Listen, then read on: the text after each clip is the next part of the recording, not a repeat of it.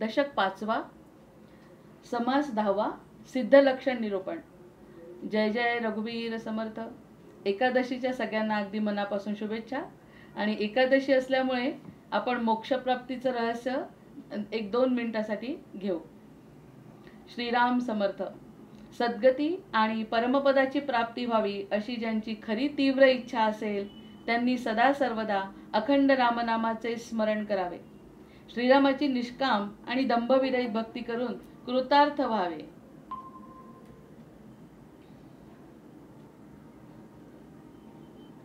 या घोर कलियुगात उद्धरून जाण्यासाठी भगवत भक्ती आणि रामनामस्मरण याशिवाय अन्य कुठलाच पर्याय नाही.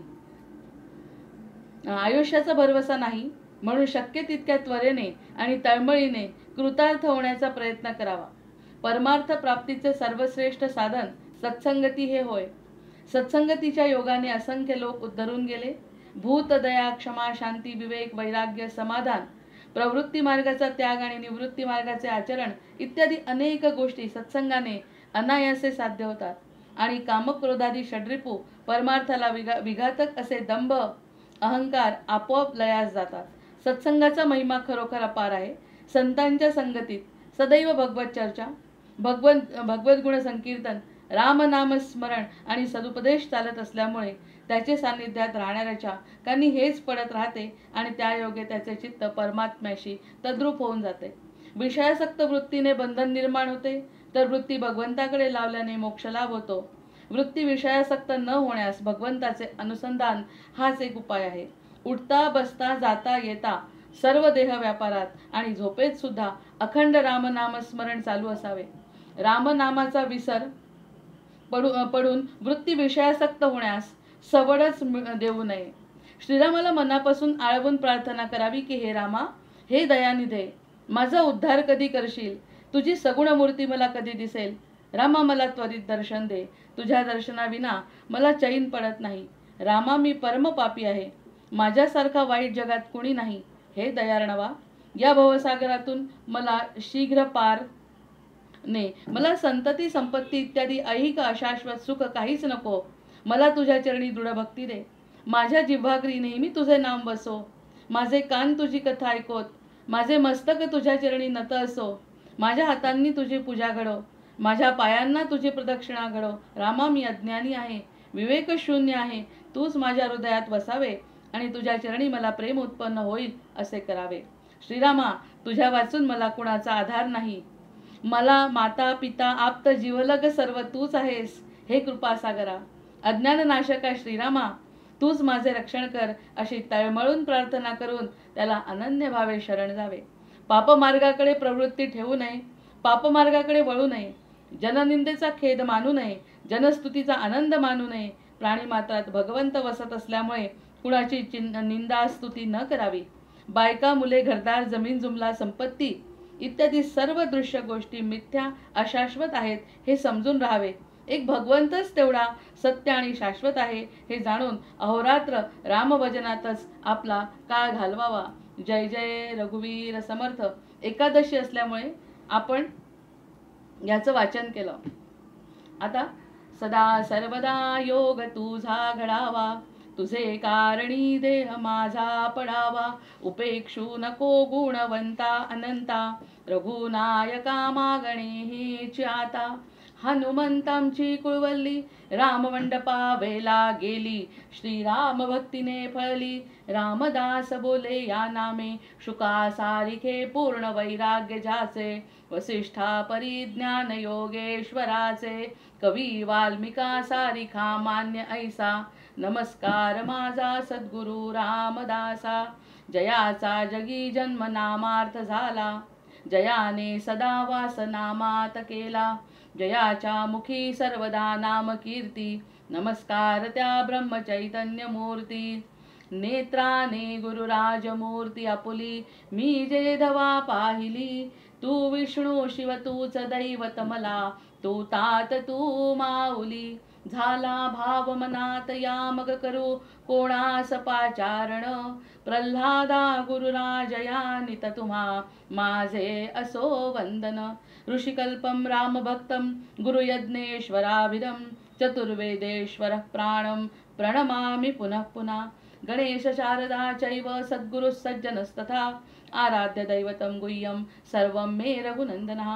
गणेश शारदा सद्गुरु संत सज्जन कुळेश्वरू सर्व ही माझा रघुवीरू। सद्गुरु रूपे श्रीराम माझे आराध्य दैवत परमगुह्य गुह्यातीत गुह्यपणाची मात न चले जेथे। यो जातो मरुदंशजोक्षिततले संबोधयन् सज्जनान् ग्रंथं यो रचयन् सुपुण्यजनकं श्रीदासबोधाभिधं यः कीर्त्या पठनेन सर्वविदुषां स्वान्तापहारी सदा सोऽयं मुक्तिकरक्षितौ विजयते श्रीरामदासो गुरुः। मला वाटते अंतरित्वा वसावे तुझ्या दासबोधासित्वा बोध व्हावे अपत्या परी पाववी प्रेमग्रासा महाराजया सद्गुरु रामदासा। ब्रह्मानंदं परमसुखदं केवलं ज्ञानमूर्तिं द्वन्द्वातीतं गगनसदृशं तत्त्वमस्यादिलक्ष्यम् एकं नित्यं विमलमचलं सर्वधी साक्षिभूतं भावातीतं त्रिगुणरहितं सद्गुरुं तन्नमामि।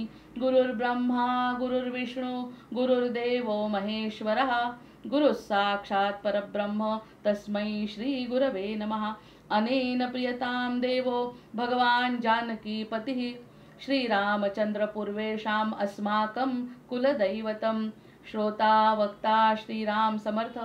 जय जय रघुवीर समर्थ जय जय रघुवीर समर्थ।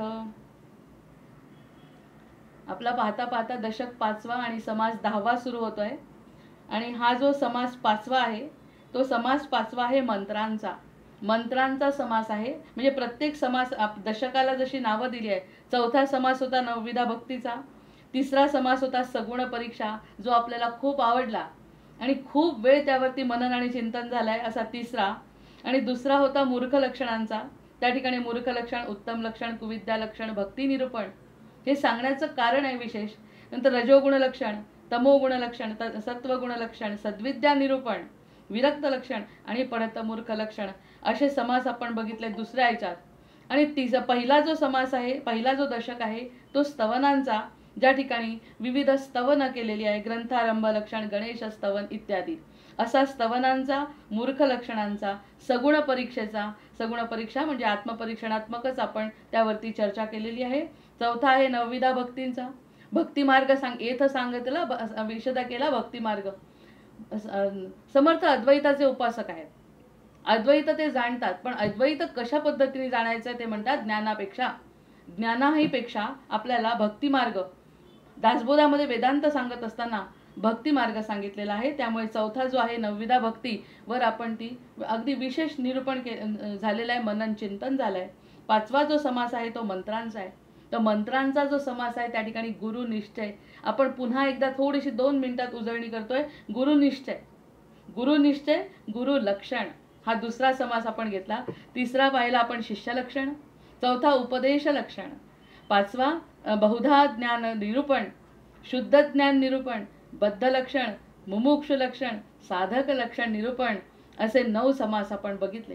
प्रत्येक शब्द असं वाटतं पुन्हा पुन्हा त्यामध्ये आपल्याला जायला पाहिजे, पुन्हा पुन्हा ते वाचायला पाहिजे। हे सगळं वाचल्यानंतरच आपल्याला काहीतरी त्यातलं थोडंफार कळेल आणि आपण भक्ती मार्गाला लागू। कारण समर्थांचा आशीर्वादच असा आहे की जो भक्ती मार्ग सांगितलेला आहे आणि भक्ती मार्गाने भगवंताची प्राप्ती होते। ज्ञानोत्तर भक्ती तर अधिकच आवडते, त्यामुळे यामध्ये जे काही ज्ञान सांगितलंय ते ज्ञान सद्गुरू स्वतः सांगतायत असं गृहीत धरून, सद्गुरूंच्या मुखातून त्यांची वाङ्मय मूर्ती आहे, त्या वाङ्मय मूर्तीला आपण मनापासून नमस्कार करून तुझ्या दासबोधासी त्वा बोध व्हावे असं म्हणून त्यांच्याच कडून श्रवण करतोय असं मन लावून लक्ष देऊन जर ऐकलं तर सद्गुरूंची कृपा तशी तर झालेलीच आहे। ज्या अर्थी आपल्या हातात दासबोध आहे, ज्या अर्थी आपण आपले विचार बदलले आहेत, ज्या अर्थी आपलं अंतःकरण शुद्ध वाटतंय, त्या अर्थी आपल्यावर सद्गुरूंची कृपा तर निश्चितच आहे। आता हे मोठमोठे समास नावांसकट जेव्हा आपण वाचले तेव्हा असं वाटलं एवढा सगळा पूल आपण पार केला। एवढ्या सगळ्या समासांची नावं ऐकल्यानंतर असं आता वाटतंय की खरंच हा आपण इतका मोठा शिवधनुष्य कसं काय पार केलं, हे शब्द कसे वाचले, कसे समजून घेतले। 2 आणि 3 जास्तीत जास्त 4 किंवा 5 ओव्यांच्या वर आपला त्या दिवशी झालं नाही म्हणजे निश्चितच आपण अभ्यास केला आहे त्याचा। इतके मोठमोठे शब्द आपल्या गळी उतरण्याला समर्थ त्यांच्या आशीर्वादानेच ते शक्य आहे, अन्यथा हे शक्य नाही. आता जो 10वा समास आहे त्यातला त्या 9व्याची उत्तरं जेव्हा आपण घेतो, त्या 10व्याचा जेव्हा आपण विचार करतो, सिद्ध लक्षण समास. आता सिद्ध पण आहे, साधक लक्षण सांगितलं. साधक लक्षणांमध्ये आपण आत्मपरीक्षण निश्चितच केलं. साधक म्हणजे काय? मुमुक्षु आपल्याला का बरं आपलं असं वाटलं? कारण ती अवस्था आपली आहे. मुमुक्षु लक्षण जे जी मुमुक्षु लक्षण ज्याच्यात सांगितले आहेत ती अवस्था आपली निश्चितच आहे. मनाचा गोंधळ आहे. मनाचा गोंधळ जिथे शमतो, मनाचा गोंधळ संपल्यानंतर जर आपण एखाद्या उपासनेला किंवा एखाद्या विशिष्ट कृतीला सुरुवात करतो, मनाचा गोंधळ जेव्हा नसतो तेव्हा तो साधक लक्षण असतं. मनाचा गोंधळ म्हणजे मुमुक्षु लक्षण, म्हणजे बिचारा तयार आहे, आता काहीतरी चांगलं करायला तयार आहे, पण करत असताना काय करावं, कसं करावं. आणि पहिला प्रश्न असा मनात येतो की माझ्यावर गुरुकृपा कधी होईल. यावरती आपलं जसं मागच्या वेळेस चिंतन झालंय, गुरुकृपा केव्हा होईल असं म्हणण्यापेक्षा गुरुकृपा झाली आहे असं जर म्हटलं तर त्याचा परिणाम चटकन आपल्या जीवनामध्ये घडेल. कारण आपला स्वतःचा विश्वास गुरूंवर असेल तर गुरु तयारच आहे, फक्त आपण त्यांच्याकडे बघायचं आहे. म्हणजे जे मुमुक्ष लक्षण, मुमुक्षूंची जी अवस्था आहे, काहीतरी करायचं पण करू शकत नाही, कारण श्रद्धा असल्याशिवाय पुढचं आपल्याला दिसू शकत नाही. पुढचं जसं म्हणे आता साधारण आपण जर ग्रहतारे बघायला गेलो तर ग्रहतारे आपल्याला दिसत नाही, साध्या चांदण्या सुद्धा आपल्याला पूर्ण दिसू शकत नाही. पण तीच जर एखादा मार्गदर्शक असेल, मार्गदर्शक आपल्या जवळ आला आणि मार्गदर्शकाजवळ जर त्यांचे इन्स्ट्रुमेंट्स असतील, दुर्बीण असेल, तर तो आपल्या जवळ बसेल आणि जवळ बसून ती दुर्बीण त्या ठिकाणी विशिष्ट अंतराने लावेल आणि ते सगळे ग्रह तारे नक्षत्र आपल्याला समजावून सांगेल. प्रत्यक्षामध्ये ग्रह तारे नक्षत्र आहेतच, हे आपल्याला माहिती आहे आणि बघायची इच्छाही आहे. म्हणजे मुमुक्ष बघायची आहे, हा ग्रह मला बघायचा आहे, जो मला दिसणार आहे आता आकाशामध्ये तो ग्रह मला बघायचा आहे. पण ती अवस्था, ती व्यवस्था सगळी माझ्याजवळ नसते. त्यामुळे जो गोंधळ असतो ना मनाचा, कसं दिसेल मला हे तारे, दृश्य स्वरूपाबद्दल बोलतोय तर अदृश्याचं कसं असेल. दृश्य स्वरूपाची जर ही अवस्था आहे तर जे अदृश्य आहे, जे लपलेलं आहे, जे झाकलं आहे ते कसं कळणार आहे. मग त्याच ठिकाणी एखादा ॲस्ट्रॉलॉजर येतो आणि तो सांगतो अशा अशा ठिकाणी या ठिकाणी एवढ्या एवढ्या उंचीवर तुम्ही चला, सोबत मी असणार आहे, माझ्याजवळ सगळे त्यांची साधनं असणार आहे असं म्हणून एकेका व्यक्तीला तो व्यवस्थित तो तारा जे त्याला समजावून सांगायचे ते ज्ञान देतो आणि तो तारा त्याला दिसू लागतो, तो ग्रह त्याला दिसू लागतो. याचं कारण ग्रहतारे होते याची इच्छा होती, पण मधल्या काळामधला जो गोंधळ आहे तो मुमुक्षु लक्षण आहे. जो गोंधळ केव्हा दूर होईल, जेव्हा सद्गुरू त्याच्या जीवनात आहेत हे त्याला जाणवेल. असतातच सद्गुरू नाही असं होऊ शकत नाही, कारण सद्गुरूंचं नातं हे जन्मोजन्मीचं आहे. सद्गुरूंचं जे नातं आहे ते जन्मोजन्मीचं आहे, या जन्मीचं नाही. या जन्मात ते जरी नररूपात दिसले आणि आपणही या जन्मात असलो त्यांना बघत, तरी त्यांचं आणि आपलं ऋणानुबंध हे अगदी पूर्वापार आहेत. आधी होते ते, आता आहेत आणि पुढेही राहणार आहेत. हे आपले सद्गुरू असे आहेत. त्यामुळे तो जर मार्गदर्शक आपल्यासोबत असेल हे आपल्याला जाणवलं म्हणून भगवंत हृदयस्थ आहे. असं जेव्हा मनाची अवस्था होईल, जेव्हा सद्गुरू आहेत आणि सद्गुरूंचं कार्य सुरू झालेलं आहे, मी फक्त आता त्याकडे विशिष्ट दृष्टीकडून बघायचं आहे. त्यांनी हात दाखवला, बोट दाखवलं, तसं वर बघितल्याबरोबर सगळे तारे ग्रह नक्षत्र त्याला दिसू लागले. बरं नुसते दिसले नाहीत, तर त्यांनी त्याची माहिती सुद्धा सांगितली की हा ग्रह यावेळी आता आभाळ आहे, यावेळी येऊ नका, केव्हा यायचं आहे, केव्हा नाही यायचं आहे, केव्हा ते विशिष्ट प्रकाराने दिसतील, केव्हा ते सगळं किती व्यवस्थित समजावून सांगतात ते लोक. जे आपल्याला दृश्य नाही ते सगळं दृश्य जगत ते आपल्यासमोर उभं करतात. हे जर आपल्या ऐहिक जगामध्ये आपण अनुभव घेतो, आपल्याला एक अक्षरही येत नसतं, अ आ इ ई उ ऊ काय येतंय आपल्याला, काही येत नसतं आपल्याला सुरुवातीला. पण ते शिकवणारे आपले जे गुरु असतात ते बरोबर आपल्याला सगळं शिकवतात आणि किती ज्ञान आपलं वाढतं नंतर त्याच्या भरोशावर. जे अदृश्य आहे, आई वडिलांनी म्हटलं म्हणून जरी केलं तरी ते ज्ञान तर अदृश्य आहे. त्या मुलाला त्याची जाणीव सुद्धा नाही आहे की आपल्याला ते करायचं आहे. पण जसे शिक्षक जीवनामध्ये येतात, बरोबर सगळं करू लागतो, गणित करू लागतो, भाषा शिकू लागतो आणि पुढे पुढे तो स्वतःच्या मनाने कल्पना विस्तार सुद्धा करू शकतो. पण त्याचा जो पाया आहे तो मार्गदर्शनाचा पाया आहे. आणि एकदा का व्यवस्थित मार्गदर्शन मिळालं, तो शिष्य शांत होतो. आणि मुमुक्षु लक्षण आणि साधक लक्षणामधला फरक आपण समजला की मुमुक्षु गोंधळलेला आहे, बिचारा चांगला आहे, करायचं आहे, करू शकत नाही कारण पुढे काही त्याला दिसत नाही. या अदृश्य जगतामध्ये मायेच्या वर जर बघायचं असेल, प्रत्यक्ष दिसत काहीच नसल्यामुळे ही पंचायत आहे.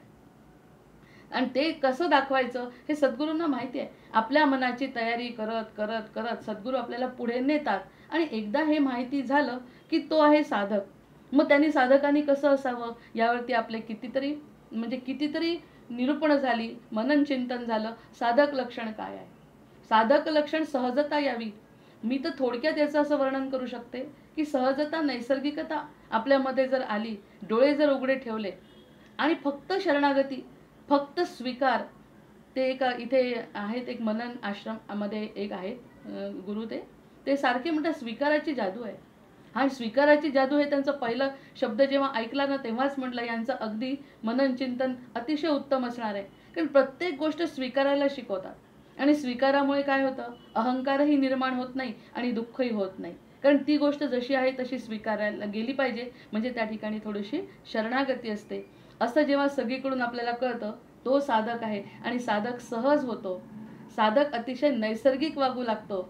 अनैसर्गिक वागणं त्याचं तो थांबवतो. आपला अनैसर्गिक जे वागणं आहे, जे हृदयाला पटत नसलेल्या गोष्टी जे आपण करतो ते थांबवलं की नैसर्गिकता येते. जय जय रघुवीर समर्थ. हे जे नैसर्गिक प्रवास आहे, नैसर्गिक प्रवास आहे. पाण्याचं उदाहरण आपण बघितलं. पाण्याला वाहायला आवडतं. पाण्याला वाहायला आवडतं म्हणजे वरून खालीच येणार आहे पाणी. पाण्याचं मूळ स्वरूप आहे पातळ, द्रव रूपामध्ये पाणी आहे. मग हे मूळ रूप त्याचं द्रवच आहे. जर त्याला थंड केलं, बर्फ झाला तरी तो घट्ट झाला, काही वेळच तो घट्ट राहतो आणि ताबडतोब तो पुन्हा द्रव रूपामध्ये येण्याचा प्रयत्न करतो. हे निसर्गामध्ये चालू आहे. कशाला? मग वाफ रूपात जरी त्याला नेलं आणि पाणी आटवलं, वाफ झाली त्याची, तरी ती वाफ पुन्हा वर जाऊन थंड होते आणि पाण्याच्याच रूपाने खाली पडते. मग हे पाण्याचं रूप त्यांनी सोडलं का? भलेही दिसलं स्वरूप बदलली, कधी बर्फ झाला, कधी वाफ झाली, पण प्रत्यक्षात ते मूळ स्वरूप पाणी आहे, ते द्रव रूपामध्ये येत आहे. हे पहिलं उदाहरण झालं. हे आता आपण म्हणतो की त्याला जीव नाही म्हणून. आपलं स्वतःचं उदाहरण जरी आपण घेतलं, सगुण म्हणजे आपल्या सजीवाचं, आपण म्हणतो आम्हाला राग येतो. राग आला, राग येतो म्हटल्यावर जर तुम्ही सतत रागवू शकता का? 5 मिनिटं, 10 मिनिटं. एखादा खूपच रागीट असेल तर 2 तास रागवेल, पण पुन्हा तो कधीतरी म्हणेल माझं डोकं दुखतंय, मला शांत व्हायचं आहे. मग शांत होण्याची तळमळ का बरं त्याची? कारण तो मूळ शांत आहे. तो आणलेला आवेश आहे त्याचा रागाचा जो आवेश आहे तो आणलेला आहे आणि शांती ही त्याची मूळ स्वरूप आहे. म्हणून कधीही काहीही झालं तरी तो पुन्हा मूळ रूपामध्ये येण्यासाठी उत्सुक असतो. मग एकदा का ते एक समजलं, ते मूळ रूप कोणतं आहे हे समजलं, त्या ठिकाणी मार्गदर्शन मिळालं आणि मार्गदर्शन मिळालं म्हणजे तो साधक झाला. साधक म्हणजे फक्त नैसर्गिक आणि सहज होणे. तिथे मार्गदर्शक तत्व जे आपल्या जीवनामध्ये आलेलं आहे त्याच्याकडे उघडे डोळे करून बघणे आणि ते जे काही सांगतायत, जे काही करतायत, आत्मसाक्षात्कार व्हावा, प्रकृतीचा खेळ कळावा. प्रकृती मी असतानाही होती, आताही आहे, पुढेही राहणार आहे. ही जी प्रकृती, हे ऋतुचक्र, हे जीवजंतू, हे सगळं कसं काय चाललंय? एक क्षण जर इकडे तिकडे झालं तर सगळा विध्वंस होऊ शकतो, पण होत नाही. आपल्याही हातात काहीही नसलेल्या गोष्टी आपोआप घडल्या. आपल्याला माहिती नसताना आपला जन्म झालेला आहे. आपण कुणीही आई वडिलांना म्हटलं नाही की मला जन्माला घाल आणि मला असा असा जन्म दे, मला मुलगी कर, मला शिकले, हे बाकी नंतरच्या गोष्टी हे आहे. पण जेव्हा मला जन्माला आली कोणालाही अधिकार नव्हता, ना जन्माला येणाऱ्याला ना जन्म देणाऱ्याला. फक्त वाटत होतं काहीतरी होणार आहे. प्रत्यक्षात काय घडलं ते प्रकृतीने घडलेलं आहे. प्रकृतीने हे आपल्यासोबत जे राहिलं आणि आपलं स्वतःचं पूर्वजन्माचं गाठोडं घेऊन जेव्हा आपण येतो तेव्हा तो जन्म त्यावेळी निश्चितच असतो. या सगळ्या गोष्टी प्रकृतीचा खेळ जेव्हा कळतो, मग कळल्यानंतर थोडंसं असं महत्त्वाचं ज्ञान, काहीतरी विशेष वेगळं, जे आतापर्यंत विचार करत होतो त्यापेक्षा वेगळं. ज्या ठिकाणी बुद्धीला शरण जायचं आहे, बुद्धीला शरण जाणं सोपं नाही. त्यामुळे बर्फ झालेला आहे, तो घट्टच्या घट्ट राहण्याचा प्रयत्न करतो, पण प्रत्यक्षात त्याला पातळ व्हावं लागतं, तेव्हाच तो द्रव रूपात वाहू लागतो. तसा शांत होणे, शांत झाल्यानंतर मग बाकी तो सिद्ध लक्षणाकडे आपण 10व्या समासाकडे वळतोय. मुमुक्ष बद्ध तर आपण पाहिला की बद्ध म्हणजे ज्याचा काही संबंध नाही. बद्ध हा मुमुक्ष जर झाला तर ती अवस्था पुढे गेली. प्रत्यक्षात बद्ध म्हणजे जो अज्ञानामध्ये अगदी चूर चूर आहे, त्याला काहीही घेणं देणं नाही. पण जर जो बद्ध आहे पण पुढची अवस्था जर त्याची आली, मग त्याला म्हणतोय आपण मुमुक्षु. मुमुक्षु नंतर आता साधक झालाय आपलं पूर्ण. आता आजचा आपला जो समास आहे तो दशक 5वा, समास 10वा, सिद्ध लक्षण निरूपण. जय जय रघुवीर समर्थ. आता सिद्ध लक्षण शब्द जरी मोठे मोठे आता सुद्धा आपण समासांमध्ये वाचले, समासांची नावं, दशकाचं नाव बघितल्यानंतर छातीमध्ये असं धडकायला होतं, एवढे मोठे मोठे शब्द. पण प्रत्यक्षात जसं आपण म्हणतो डोंगराळ रस्ता आहे, डोंगराळ रस्ता आहे, डोंगरावरती जायचं आहे, वरती किती डोंगर किती खडक आहेत आणि कसं चढायचं वगैरे. पण एक एक जेव्हा पाय टाकतो ना, तो एक एक पाय टाकत आपण कधी वर पोहोचतो समजत सुद्धा नाही. अशीच अवस्था आपली आहे. इतके कठीण कठीण शब्द आणि इतके कठीण कठीण समास आणि प्रत्यक्षात कडू गोळी किती छान पद्धतीने आपल्याला समर्थ देत आहेत. म्हणजे ही त्यांची कला आहे. कला असल्यामुळे त्यांची आणि त्यांची तळमळ, त्यांची इच्छा आणि त्यांचं कल्याण करण्याची जी वृत्ती आहे ना, त्यामुळे सोपं सोपं सोपं करीत शब्द वाचले तर आपल्याला आधी धडकी भरते. पण आता हे जेव्हा पुन्हा मागे वाचले, अरे बापरे, एवढं बोलून झालं, एवढं आपलं सांगून पण झालं. आणि प्रत्यक्षात दोन दोन ओव्या घेतल्यामुळे जसं आपण एक एक पायरी चढतो तसं हळूहळू हळूहळू वर चढतो आणि कधीतरी टोकावर तर निश्चित पोहोचू, कारण सोबत आपल्या समर्थ आहेतच. समर्थ म्हणतात जे काही लेकरं करतायत, जी काही आपली बाळं करतायत, ते सगळं अतिशय माझ्या म्हणण्याप्रमाणे करतायत. त्यामुळे त्यांचा आशीर्वाद घेऊन आज आपण 10व्या समासाला सुरुवात करतोय. सिद्ध लक्षण निरूपण. मागे बोलिला सांसारिक, मागे बोलिला सांसारिक, त्यागे विण नाही साधक. सगळ्यात पहिलं महत्वाचं तत्व या ठिकाणी म्हटलंय की मागे बोलिला संसारिक. जे काही संसारामध्ये घडतं, प्रकृतीचा खेळ, जे काही आपण अनुभवतो, जोपर्यंत आपल्याला ज्ञान होत नाही. ज्ञान कोणतं? की काहीतरी वेगळं आहे. ज्ञान आपल्याला प्रत्यक्ष समर्थ कृपेशिवाय होणार नाही. जे काही बोलू ते सुद्धा अनुभवलंय की नाही सांगता येत नाही कुणालाच. आणि कुणी असं गुह्य ज्ञान फक्त कृष्णा व्यतिरिक्त आणि मोठ्या मोठ्या संतांबद्दल इतरांनी बोललेलं आपल्याला पसंतही पडत नाही. त्यामुळे त्यांचे शब्द आपण आपल्या स्वतःच्या अनुभवाने पारखून पाहायचे आणि आपल्यामध्ये बदल करायचा. मागे बोलिला संसारिक. ज्या काही गोष्टी सृष्टीमध्ये घडतात, आपल्या स्वतःच्या जीवनात सुद्धा आणि सृष्टीमध्ये सुद्धा ज्या काही घडतात ते बोललो आहे. म्हणजे आतापर्यंत जे सांगितलंय समर्थांनी ते सगळं संसारिक म्हणजे दृश्य जगताबद्दल बोलले आहे. जे काही दृश्य जगत आणि ते आपण अनुभवलं आहे. अगदी सगळ्या अवस्था आपल्या झालेल्या आहे. आपण प्रत्येक वेळी त्यांना असं काहीतरी आपण असं बोलत पण गेलो, हे मला समजल्यासारखं वाटतंय. समर्थ नक्कीच मला असं वाटतंय की हे मला समजलं. म्हणजे समजलं कशाच्या भरोशावर? त्या बुद्धीच्या भरोशावर. मग ती बुद्धी तर माईक आहे. बुद्धी आपली माईक आहे. बुद्धी माईक याच्या व्यतिरिक्त विचार करू शकत नाही. बुद्धी आपल्या स्वतःच्या कक्षेच्या बाहेर जाऊ शकत नाही. कारण काय? मन चित्त बुद्धी अहंकार जे आहे ते इथूनच पंचमहाभूतांपासून निर्माण झाले. मग जे मी बघितलंच नाही त्याबद्दल बुद्धी कशी बोलेल? जे मी बघितलंच नाही त्याबद्दल बोलणार नाही. त्यामुळे जे काही सांसारिक हा शब्द आलाय तो सगळा बुद्धीच्या कक्षेत येणारा शब्द आहे. जे काही बुद्धीच्या कक्षेत येत आहे, बुद्धीच्या आणि दृष्टीच्या, दृष्टी बुद्धीप्रमाणे चालते. आता समजा मला परदेशात जायचा विचार केला तर मन गेलं आणि बुद्धी, माझे डोळे सुद्धा गेले आणि डोळ्यांनी त्या ठिकाणी माझ्या भावाकडे आणखी कोणाकडे जाऊन पोहोचली सुद्धा. कारण बुद्धीची कक्षा आहे, तिथे जाण्याची कक्षा आहे. पण बुद्धीच्या बाहेरच्या गोष्टी बुद्धी नाही करू शकत. जे कोणी पाहिलंच नाही. आणि त्याच्या विरुद्ध एक काल उदाहरण सांगितलं तर पहिलं की एखाद्या व्यक्तीने जर साजूक तूप पाहिलंच नाहीये, कधी साजूक तूप पाहिलं नाही. कारण हा अनुभव मी स्वतः घेतलाय. एक गरीब बाई होती काम करणारी. तिला म्हटलं की हे तूप घ्यायचं का साजूक तूप, तिला तो शब्दच माहिती नव्हता. त्यामुळे वाढल्यावरही तिला आनंद नाही आणि मला मिळावं यासाठी तिचं दुःख नाही. तिला नाही वाढलं आपण साजूक तूप आणि इतरांना पूर्णाच्या पोळीवर वाढलं, तिला काही वाटणार नाही जर तिने बघितलेलं नसेल तर. आणि आपल्याला साजूक तूप माहिती आहे काय प्रकार आहे. त्यामुळे साजूक तुपाची चवही कळते, साजूक तुपातून मिळणारा आनंद मिळतो. आणि साजूक तूप जर त्या पोळीवर नसेल तर त्याचं दुःख सुद्धा होतं, अपमान सुद्धा होतो. म्हणजे आपल्याला हा आनंद मिळवायची जी इच्छा आहे ना, इथे माझं एक मोठं तत्वज्ञान आपल्याला समजल्यासारखं वाटतं. आनंद का मिळवावा वाटतो? कारण की तो भोगलाय, कधीतरी भोगलाय किंवा त्या आनंदाचा आपण अंश असल्यामुळे आपण आनंदाकडे ओढला जातो. जय जय रघुवीर समर्थ. अन्यथा दुःखामध्ये सुद्धा सुखी राहिलो असतो. काय हरकत आहे मी दुःखी आहे तर? दुःखात सुद्धा समाधानी राहिलो असतो. पण आमच्या जीवाला चटक लागली आहे आनंदाची. कारण आनंदाचा जीव आहे त्यामुळे तळमळ तळमळ होते. मग ही सांसारिक गोष्ट जे मागे बोलीला सांसारिक. मग आता लक्षात घ्यायचं की संसाराबद्दल बोललोय, या प्रकृतीबद्दल जर बोललो असेल तर सगळं तुम्हाला समजलं. प्रकृतीबद्दलचं सगळं समजतं. ते कारण आपण अनुभवलंय, ते बघितलंय, ते ऐकलंय, त्याच्याबद्दल बोललोय, त्याबद्दल चर्चा झाली आहे. चुकलं का असे ना, चुकीचं का असे ना, बरोबर का असे ना, पण तो अनुभव आपण घेतलाय संसाराचा. त्यामुळे काही लोकांना संतांना लहानपणी येत नाही हा अनुभव, तरी त्यांना माहिती असतं ते मागच्या जन्मीचं सांगत असतील. पण हा सगळा अनुभव जो आहे तो आपण अनुभवतो म्हणून ते खरं वाटतं. प्रत्यक्षात ते खरं वाटतं हा शब्द प्रयोग आता आपण 5 दशकांनंतर करायला लागलो. प्रत्यक्षात ते खरं नाही असं जर पहिल्याच याच्यात म्हटलं असतं तर ते पटलं नसतं मनाला, कारण बुद्धी पटूच देत नाही आपल्याला. आपली बुद्धी म्हणते अगदी स्पष्ट दिसतंय हा आनंद मिळतोय, हा आनंद खरा आहे असं बुद्धी पटवत राहते. त्यामुळे त्यांनी 2 भागच केले सरळ आता समर्थांनी, की मागे बोलीला संसारिक त्यागे विण नव्हे की साधक. त्याचा त्याग केल्याशिवाय साधक बनू शकत नाही. संपला मुद्दा.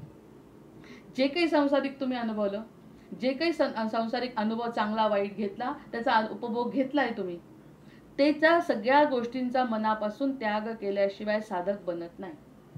मनाने त्याग करायचा आहे. पुन्हा पुन्हा सांगितलं, मनाने त्याग करायचा आहे, सोडायचं काहीच नाही. कर्म काहीही सोडायचं नाही. अन्यथा अर्जुनाला बाण चालवायला भगवंतांनी सांगितलं नसतं, त्यांनीच बाण चालवले असते आणि आटप्त घेतलं असतं. प्रत्यक्षात त्याला करायला लावलं म्हणजे कर्तव्य करणे भाग आहे. कुणालाही जंगलात जाण्याची गरज नाही, कुणालाही घर सोडण्याची गरज नाही, कुणालाही कपडे न घालण्याची गरज नाही. या सगळ्या गोष्टी होत राहणार आहे.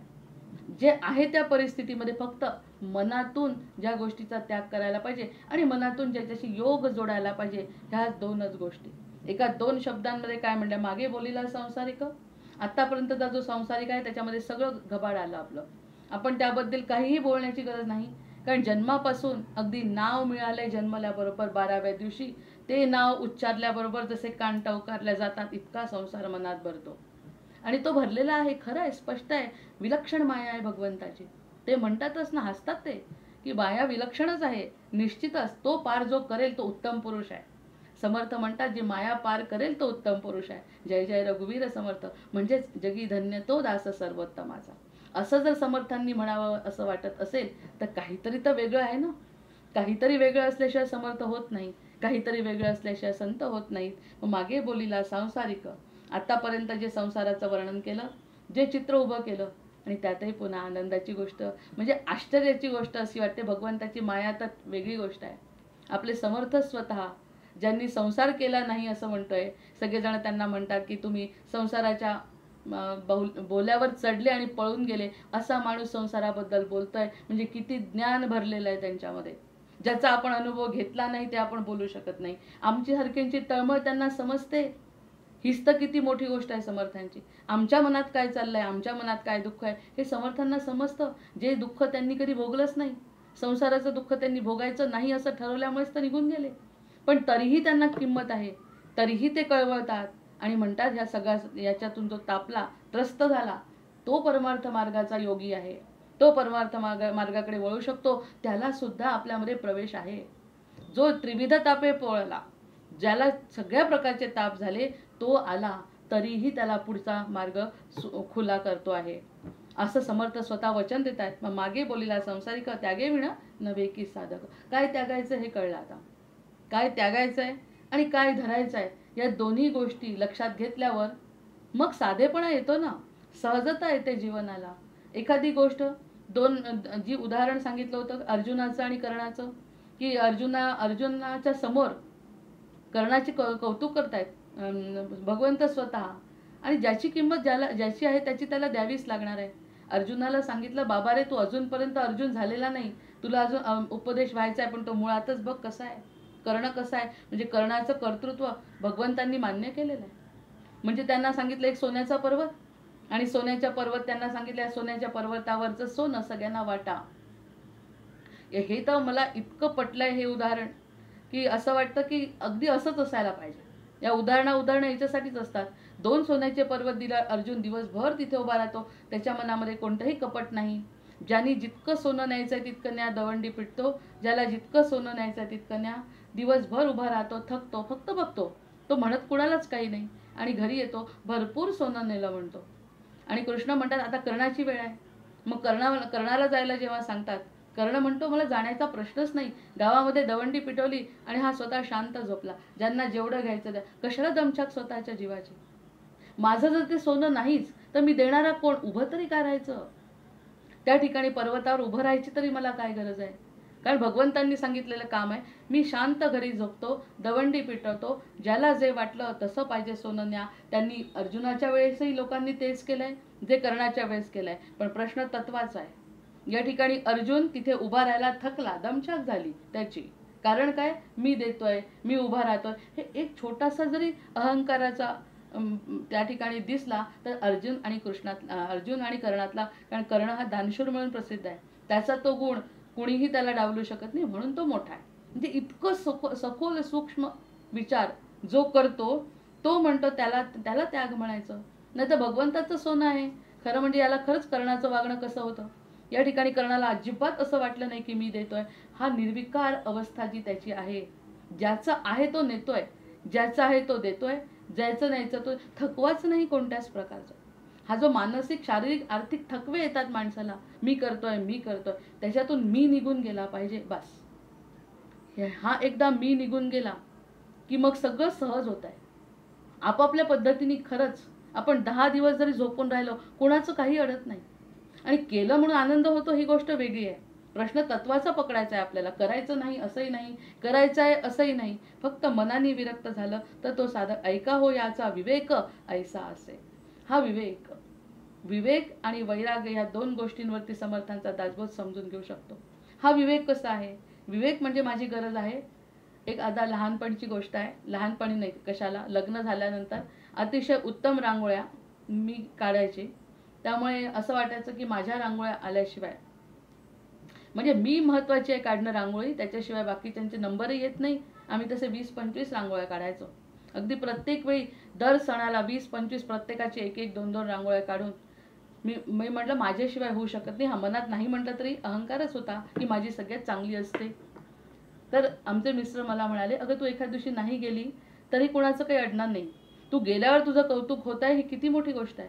तू न जाऊन स्वतःचा अहंकार दाखवण्यात काही अर्थ नाही. उलट तू जायचं, स्वतः रांगोळ्या काढायच्या, आणि त्यातून जो आनंद मिळतो तो तुला मिळतोय ही गोष्ट खरी आहे, आणि नसताना अडणार नाही हे लक्षात घे. तू जर नसली आणि तू जर काढली नाही कुणाचं काही अडणार नाही. ते सगळेजण आपापल्या चौकोनामध्ये रांगोळ्या काढणार आहे, आणि तू गेली तर तुझं कौतुक होणार आहे, हे विशेष आहे. ह्यामधून ह्या कर्णाची आणि अर्जुनाची गोष्ट जी ती आपण आपल्या जीवनामध्ये, म्हणून समर्थ जे म्हणाले मागे बोलीला संसारिक, संसारातूनच मिळालेले अनुभव आहेत ना सगळे, आणि मनाला ते पटकन पटतं. जेव्हा ती एखादी गोष्ट मनाला पटते, खटकते, त्याच ठिकाणी आपण उभं राहतो, आणि प्रश्न तत्वाचा आहे म्हणून आपण त्या गोष्टीचा अंगीकार करू शकतो. समर्थांनी किती बारीक उदाहरण, म्हणजे जेव्हा सांगतात समर्थ तेव्हा आपण आपल्याला जेव्हा लावून पाहतो, प्रत्येक जणच लावून पाहतो. बोलणारा फक्त एकच विषय बोलतो, ऐकणारे त्याच्यातून एका बिंदूतून अनेक बिंदू काढून आपलं स्वतःचं निरीक्षण करत असतात. त्यामुळे प्रत्येकाला कुठे ना कुठेतरी कोणता तरी बिंदू असा सापडतो ज्या ठिकाणी आपण आत्मपरीक्षण करून आपले कल्याण करण्याच्या मार्गाला लागतो. मागे बोलीला संसारिक, त्यागे विण नव्हे की साधक, ऐका हो याचा विवेक ऐसा असे. ऐका आता. ऐकायचं म्हणजे कान देऊन ऐकायचं. या कारणाने ऐकलं आणि या कारणाने सोडलं समर्थांना मान्य नाही. आता समर्थांना मान्य नाही म्हणजे काही जबरदस्ती करू शकत नाही. ज्याची वेळ येते तो ऐकतो, ज्याची वेळ येते तो ऐकतो. आतापर्यंत कितीकच वेळा ऐकलं पण कानात जर शिरलंच नसेल तर समर्थ म्हणतात पारायणाने ऐकून उपयोग नाही. आता ऐका, असं ऐका, अगदी कान देऊन लक्ष देऊन हृदयपूर्वक ऐका. मी सांगतो ते पुढे काय करायचं ते मी करून घेतो, फक्त ऐका. आम्हाला 8वीला इंग्लिशमध्ये लिसन नावाची कविता होती. लिसन आणि श्रवण भक्ती अगदी वेगळी, काही वेगळं नाही. श्रवण भक्ती जी सांगितली तीच लिसन पोएममध्ये सांगितलेली. म्हटलं सगळं एकच आहे शेवटी, कोणी का बोले ना, बोलताय एकच, कल्याणासाठी. फक्त आपण ऐकणं, ऐकणाऱ्याला महत्व आहे, शिक्षकापेक्षाही विद्यार्थ्याला महत्व आहे. मग आता त्यांनी जर एवढं तळमळून सांगतायत आता ऐका. विवेक, हा विवेक जागृत झाला पाहिजे. विवेक जागृत होणे म्हणजे सारासार विचार करता येणे, नित्य अनित्याचा विचार करता येणे, त्या सगळ्यातून मन काढून घेणे, आणि एक विरक्त मनाने विरक्त असलेलं आयुष्य आणि प्रकृतीच्या नियमांकडे लक्ष देऊन बघितलं तर आपण आपोआप शांत होतो, आणि शांतता हा आपला मूळ स्वभाव आहे. सन्मार्ग तो जीवी धरणे. त्यामुळे सन्मार्ग हा आहे, अजिबात धरा, मनापासून सन्मार्गाला लागा. अनमार्गाचा त्याग करणे. वाईट जो मार्ग आहे त्या मार्गाने मला जायचं नाही. एकदा का बायपास सापडला तर मग मला पुन्हा यू टर्न घ्यायचा नाही. एकदा हा जो सापडला तो 2 रोड म्हणून एक कविता होती की ज्या ठिकाणी आपल्याला 2 रोड येतातच कधी ना कधी जीवनामध्ये, इकडे जायचं का तिकडे, एक सत्याचा एक असत्याचा, एक खोटा आणि एक खरा. खोटं असतं ते खरं निघतं आणि खरं असतं ते खोटं निघतं, असं आपण अनेकदा पाहिलंय की जे खरं वाटतं, राहूचा खेळ आहे तो सगळा. राहू जो आपल्या जीवनामध्ये खेळ करतो ना, तो सगळा खेळ शनीमुळे आपण सांभाळला जातो. आणि शनीला वाईट म्हणतात सगळेजण, पण शनीमुळे सांभाळला जातो. राहू इतका भ्रम निर्माण करतो, इतका भ्रम, आणि भ्रमाचा कारक आहे राहू. आणि केतू तर नाशच करतो, पण राहू निदान भ्रम निर्माण करतो. त्या भ्रमातून शनीच्या उपासनेने किंवा आपल्या स्वतःच्या कर्माने आपण बाहेर निघतो. मग सन्मार्ग तो जीवे अनमार्गाचा, ते 2 मार्ग जे सापडले त्यातला एक मार्ग निश्चित केला. आणि आजच त्यांना म्हटलं की तुमची माझ्यावरती कृपा आहे. कधी भेटतील सद्गुरू? सद्गुरू भेटलेले आहेत. असं जेव्हा म्हणतो, संसारिका त्याग येणे प्रकारे ऐसा. संसारिका त्याग, त्याचा त्याग येणे प्रकारे ऐसा. आता येणे प्रकारेवर आपली प्रस्तावनाच झाली. त्यांच्या 2 ओव्यांवरती आपली प्रस्तावना झाली की अशा प्रकारे. अर्जुन आणि कर्णाचं उदाहरण जेव्हा आपण लक्षात घेतो तेव्हा अशा प्रकारे त्या रेल्वेमध्ये बसायचं आणि स्वतःचं सामान डोक्यावर घ्यायचं, हे सुद्धा आपण उदाहरण घेतलंय. रेल्वे जाणारच आहे आणि रेल्वे जात असताना आपण आपलं सामान जर आपल्या स्वतःच्या डोक्यावर घेतलं तर त्रास आपल्याला दमछाक होईल. अरे ठेवा ना सामान खाली. आपण त्यांना म्हणतो, त्या गोष्टीला हसतो. प्रत्यक्षात आपणही आपला भारच नाही का घेतलेला, उगाच मी करतो म्हणून, माझ्यामुळे सगळं घडतंय म्हणून हा भार डोक्यावर जो घेतलाय. स्वर्ग नरक कल्पना मनाच्या क्षणात विरला भार. या ज्या सगळ्या कल्पना आहेत मनाच्या, त्याचा सोडून दिला क्षणात विरला भार. मग तो भार हलका होतो आणि हलका झालेला जीव, आता पुढे काय शांतता मिळायची? इथेच तर शांत झालाय. इथे शांत झाल्यानंतर आता पुढची अवस्था, समर्थांकडे बघून डोळ्यात पाणी येणं, याच्या व्यतिरिक्त काय राहिलंय शिल्लक आता? या ठिकाणी अशा प्रकारची जर अवस्था झाली, पुढे ज्ञान झालंय कशाचं? मी कोण आहे याचं, मी काय नाही याचं, आणि समर्थ कोण आहेत याचं, देव ते कुठे नेणार आहेत देवापुढे, देव कोण आहे हे समजलं. मग आता डोळ्यात पाण्याशिवाय शिल्लक काय राहिलं? अंतःकरण शुद्ध आहे आणि डोळ्यामध्ये पाणी येणार आहे. मग ह्या व्यतिरिक्त समर्थ दिसल्यावर जर काहीच राहिलं नाही तर पुढचं समर्थ करूनच घेणार आहेत, याची निश्चित खात्री असते. कुबुद्धी त्यागे विण काय. कुबुद्धीचा हा जो अज्ञानाचा पगडा आहे तो सोडल्याशिवाय, कुबुद्धी त्यागे विण काही, सुबुद्धी लागणार नाही. अरे वाईट सोडल्याशिवाय चांगलं कसं येईल? एक म्हण आहे की कोरी पाटी करा. कोरी पाटी केल्याशिवाय तुम्हाला नवीन लिहिता येत नाही. आपण पाटी कोरी करत नाही. पाटी मागचे अनुभव संपतच नाही. भूतकाळ कधी संपत नाही, भविष्याची चिंता संपत नाही. हे मनाला समजायला पाहिजे की भूतकाळ पुन्हा येत नाही, भविष्य चिंता आपल्या हातात नाही, क्षणाचा भरोसा नाही. हे निश्चित करायला पाहिजे मनाचं. आता तर आनंद आहे ना, त्या आनंदात राहायचं ना. मग हा जो कुबुद्धी जी मनात येते की भूतकाळाचा विचार आणि भविष्याची चिंता, या 2 गोष्टींचा जो आहे गोंधळ, तो त्यागल्याशिवाय पूर्ण मनातून काढलं पाहिजे. झालं गेलं गंगेला मिळालं हे नुसतं म्हणणं नाही. झालं त्याचा काही चांगला अनुभव येतो आणि तो आनंदामध्ये सतत रमणं, हेही योग्य नाही. चिंता करणं योग्य नाही. ही जी कुबुद्धी, याचा त्याग मनाने करा म्हणून होत नाही. समर्थांनी येऊन बसलं समोर, स्वतः जरी समर्थ आले आणि त्याग कर म्हणलं, करत नाही. त्या आजींचं उदाहरण किती छान आहे त्याच्यासाठी. त्या आजींकडे समर्थ गेले, म्हणजे प्रत्येक गोष्ट खरंच लक्षात घेण्यासाठी. समर्थ म्हणजे आपले ब्रह्मचैतन्य महाराज, गोंदवलेकर महाराज त्या आजींकडे गेले.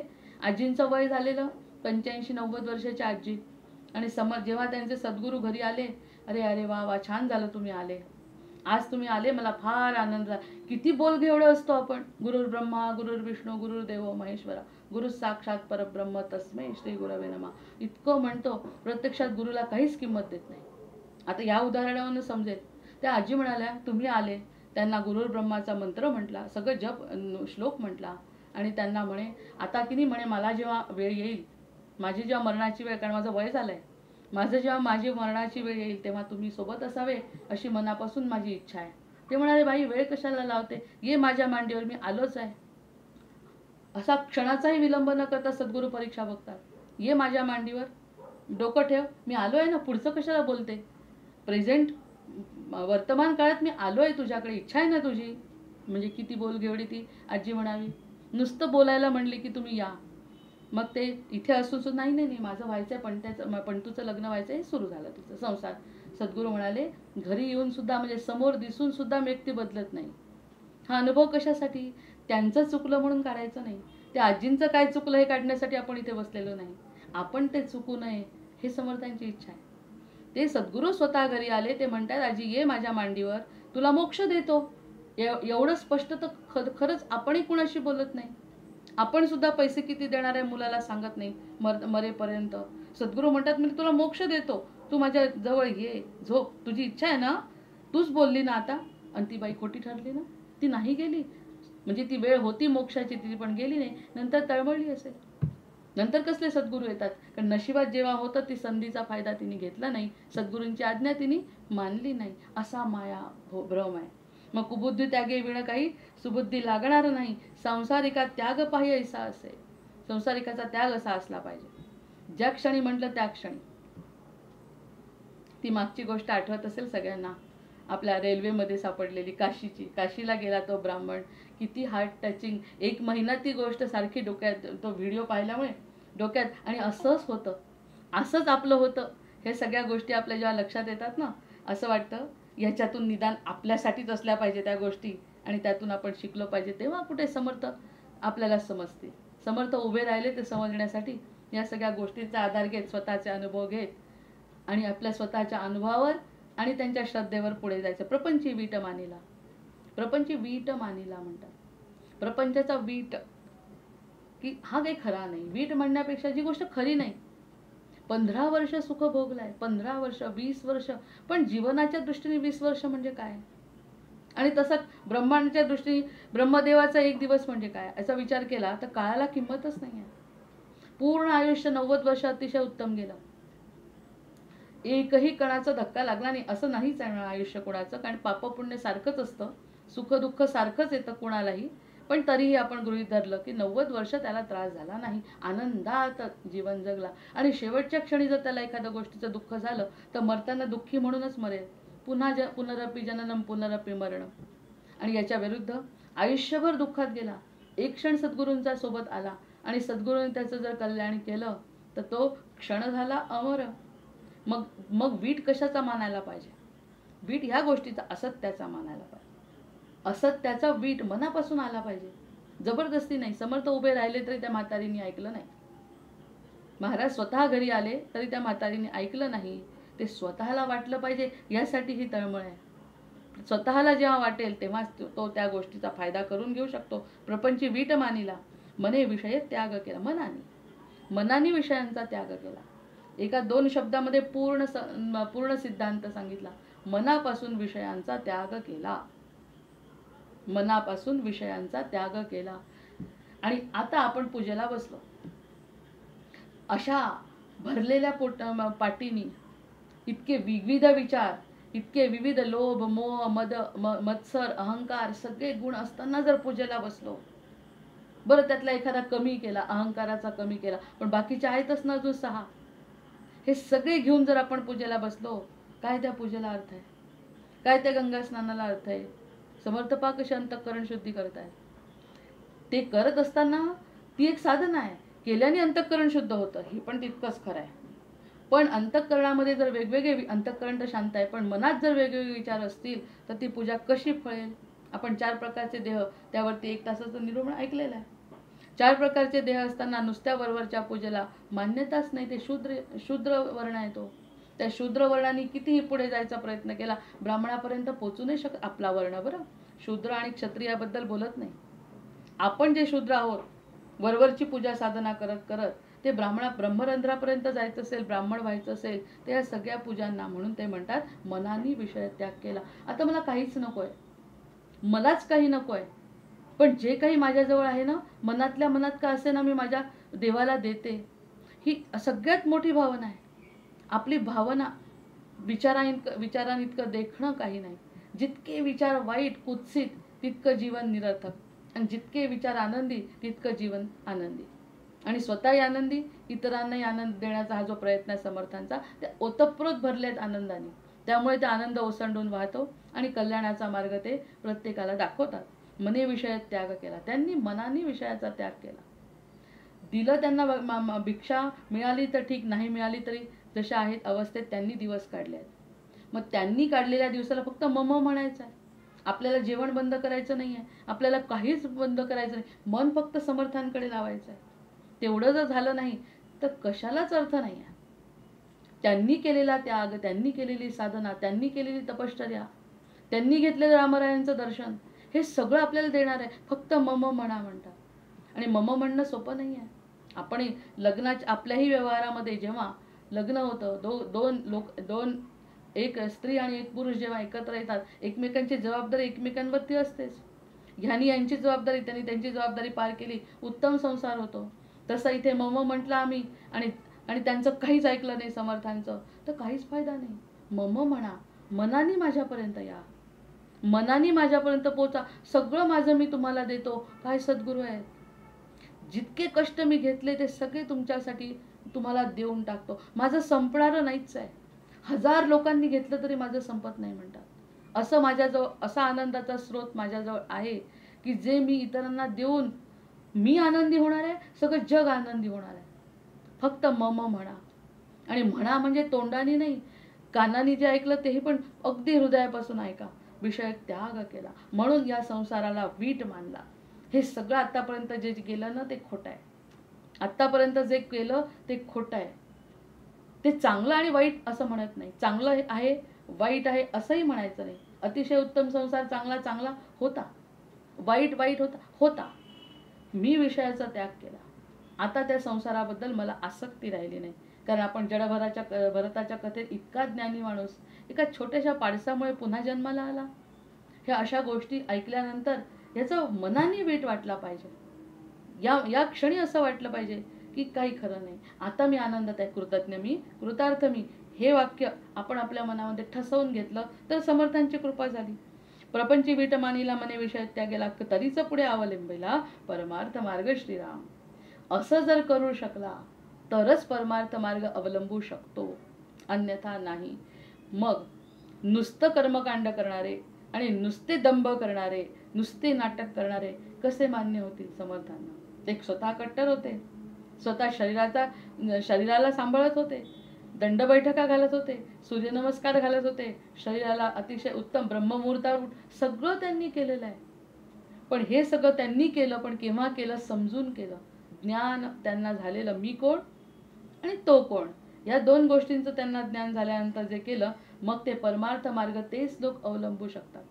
आता काही लोक म्हणतात जो लिहितो ना तो स्वतःला अहंकारी समजतो. जो लिहितो तो म्हणजे जो बोलतो तो स्वतःला अहंकारी समजतो. श्रीकृष्णांना सोडलं नाही. श्रीकृष्ण स्वतः म्हणतात, बाबा रे डोळ्यात पाणी आणून. श्रीकृष्ण स्वतः डोळ्यात पाणी असणार आहे नक्की त्यांच्या. तो अध्याय वाचताना वाटतं शेवटचा की त्यांच्या डोळ्यात पाणी आहे आणि ते म्हणतात, बाबा रे तू की नाही, ज्यांना समजत नाही, माझ्याबद्दल काही कौतुक नाही ना, त्यांना कृपा करून सांगू नको बरं. ते मला वाईट बोलतात रे.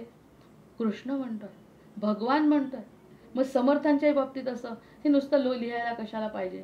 जर स्वतः होते तर दाखवायचं नाही असं म्हणण्यापेक्षा त्यांची तळमळ नाही समजत कोणाला की माझ्याजवळ जे आहे ते इतरांनी घ्यावं. 1000 लोकांनी घेतलं तरी संपणार नाही असं ज्ञान आहे माझ्याजवळ. सगळ्यांना मुक्त करण्याची ताकद आहे माझ्यामध्ये. फक्त तुम्ही मम म्हणा. त्यासाठी परमार्थ मार्ग जर अवलंबायचा असेल तर ह्या सगळ्या गोष्टींचा त्याग म्हणजे नैसर्गिक रूपाने आपल्याला आपल्या स्वतःला ओळखावं लागेल. मी नैसर्गिकरित्या कशी आहे त्यावरती आपण एक चिंतन पण केलं होतं की एक क्षण जरी आपण शांतपणे हा विचार झाल्यानंतर जर बसलो तर मुळात मी किती चांगली आहे त्यापेक्षा अधिक चांगली आहे याचा अनुभव प्रत्येकाला येतो. कारण देव असा आहे ना, तो असं रसायन तयार करतो ना हृदय, ते हृदय सगळ्यांचं चांगलंच असतं. बुद्धी खराब असते, असू शकते, आता नाही राहत बुद्धी खराब समर्थांच्या सहवासात, पण देवानी जे हृदय दिलंय ते हृदय कधीच खोटं बोलत नाही, कधी असत्य बोलत नाही, कधी असत्य वागत नाही, कुणावरती अन्याय करत नाही. हे आपल्या मनाला वाटल्यावर मी किती चांगली आहे हा अनुभव येतो साधकाला. मी किती चांगली आहे, मी आतापर्यंत नव्हती, हे आपण मुमुक्ष लक्षणामध्ये बघितलं. मी अशी चांगली असून आतापर्यंत वागली नाही, हे बुद्धीचं का ऐकलं याचा पश्चाताप सुद्धा त्या साधकाला झालेला आहे.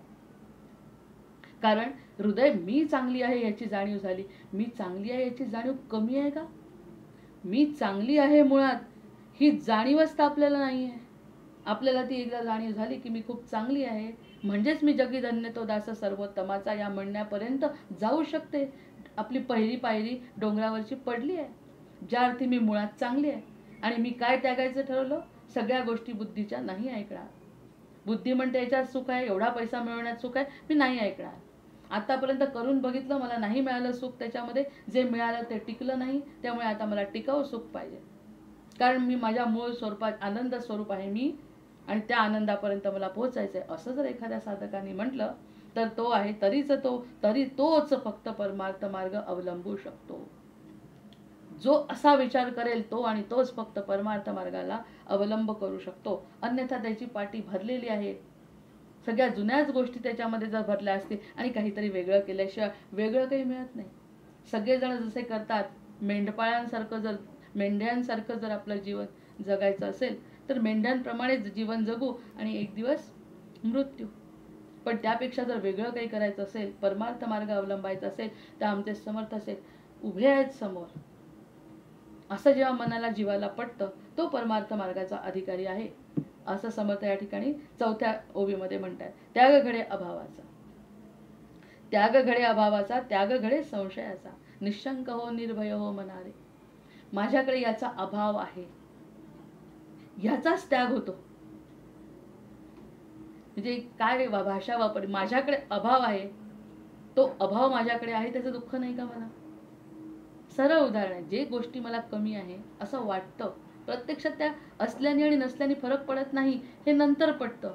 पण ही गोष्ट नाही, हा अभाव आहे म्हणूनच दुःख आहे.